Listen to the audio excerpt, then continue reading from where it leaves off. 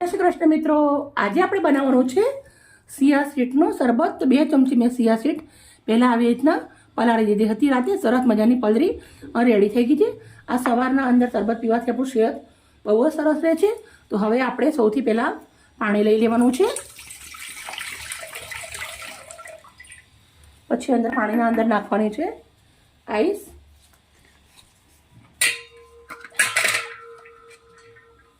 સિયા સીડનો શરબત બનાવવાનો છે.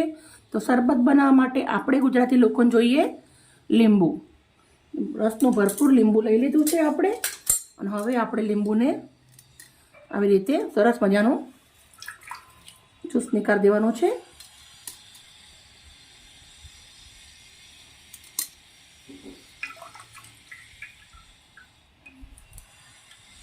બે ચમચી મોટી ખાંડ નાખું છું. ખાંડને આપણે સરસ ઓગાળી દેવાની છે.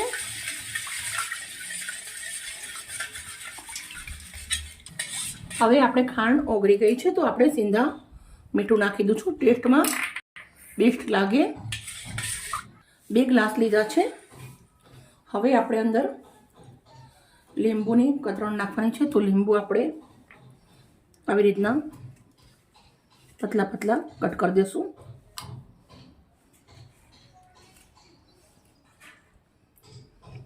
ડાયરેક્ટ ગ્લાસના અંદર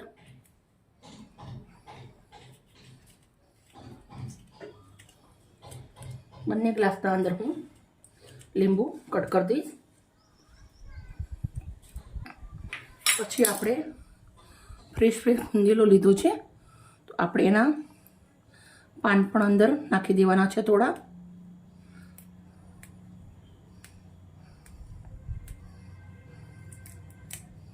બંને બાજુ થોડું થોડું આવી રીતે નાખી દઈશું.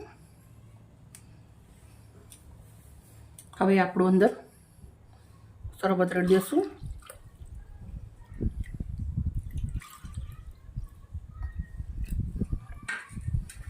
હવે આપણે મેઇન ચીજ છે સિયા સીડ આપણે નાખી દઈશું. બંને ગ્લાસના અંદર હું 1 ચમચી નાખું છું.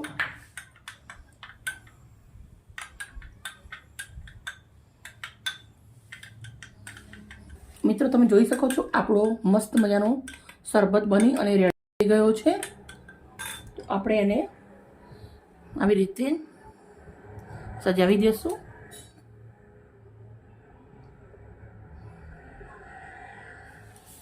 બહુ સરસ મજાનો શરબત આપણો રેડી થઈ ગયો છે.